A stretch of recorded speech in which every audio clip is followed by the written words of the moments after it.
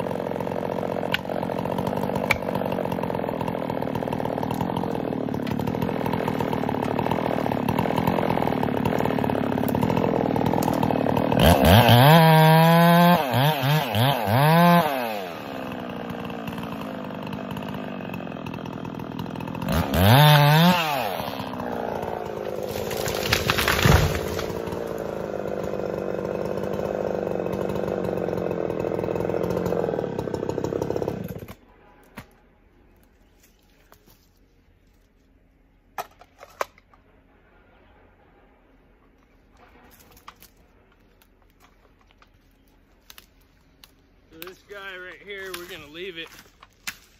It's got a split top. Let's leave it. Can't make no logs out of it really. Two short logs and that's it. We'll flip the camera around and get these.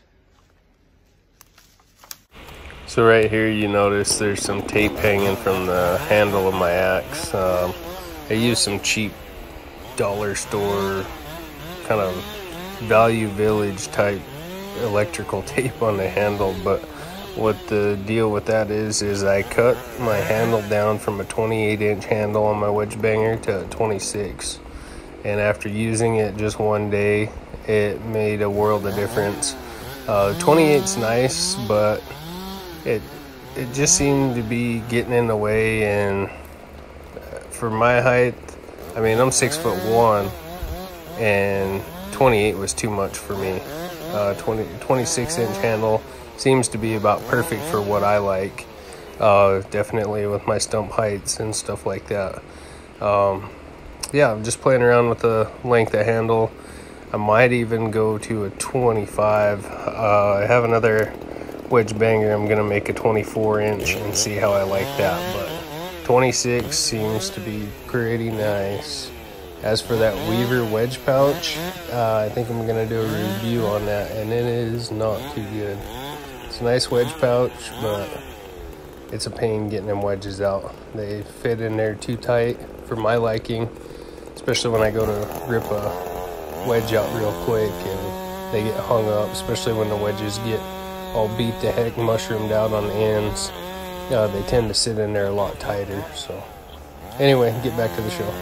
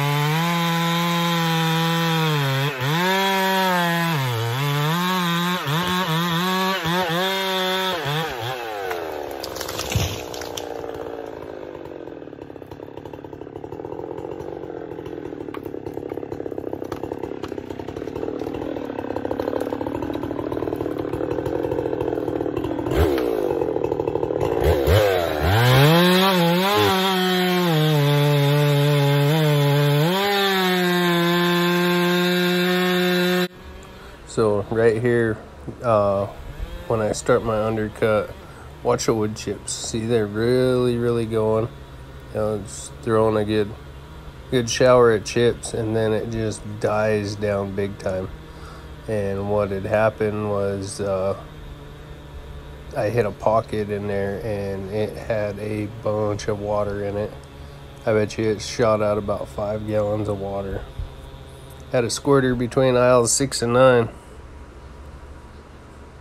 But yeah, sitting there letting the water drain out. A lot of these trees have root rot.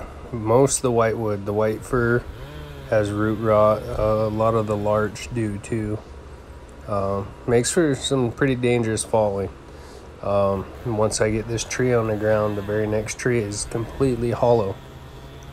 Sits back hard, throw a wedge in it, get it loose. I did a back cut first, and it sat down hard, and it sat down quick too. I was barely 2/3 of the way through the tree, and it sat down on me. So I pounded a wedge in, go to make my face cut, and it wasn't even really over center, and it gave way. Pinched my bar up. I'll show you here in the very next tree. So with me, you get the good, the bad, the ugly. I'm not gonna sit here and edit a bunch of crap out, make me look like I'm a badass or something. That's just not me. I am who I am. You don't like who I am, then that's fine. I'm only human, just like everyone else. I don't claim to be better than anyone, and I never will. But like I said, the good, the bad, the ugly, you get it all with me. This ain't Hollywood. I ain't trying to pound my chest and be somebody. Just sharing my experience and giving you guys some good content.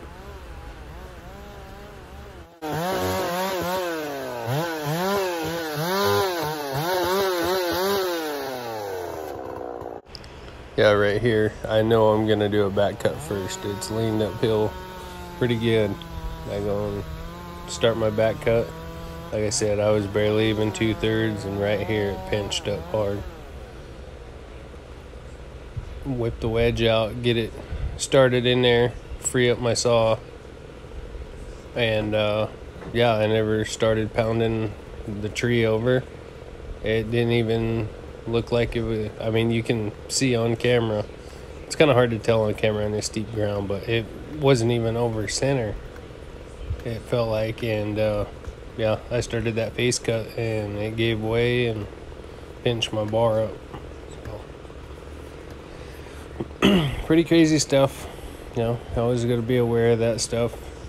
Don't be afraid to run. Screw the saw.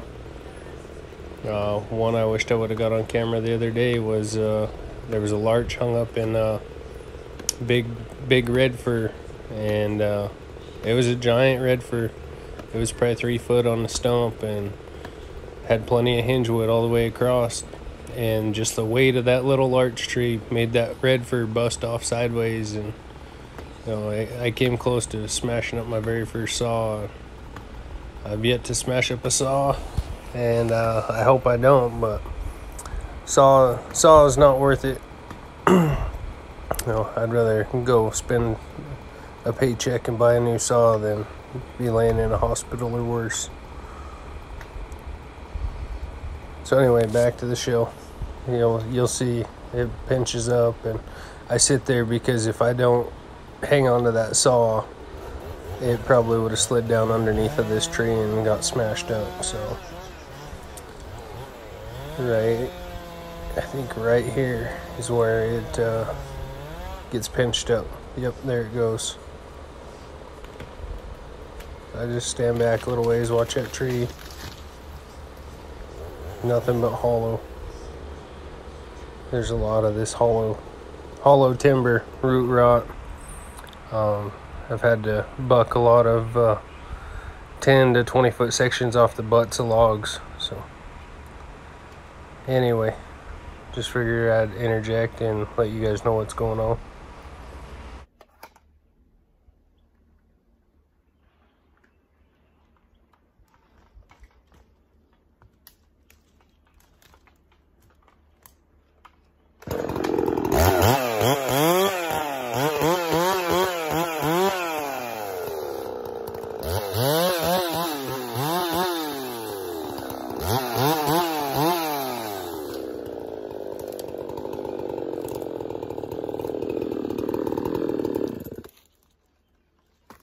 Like I always say, the good, the bad, the ugly. That one right there, you can kind of see it. It was hollow, big time. Went to do a back cut first, cut in, and sat down hard. Was able to get a wedge in, pounded it in a ways. It didn't even look like it was over center. Now I went and made my face cut and sat down. As soon as I started my undercut, sat down on my bar, but oh well, it is what it is. Gotta be cautious.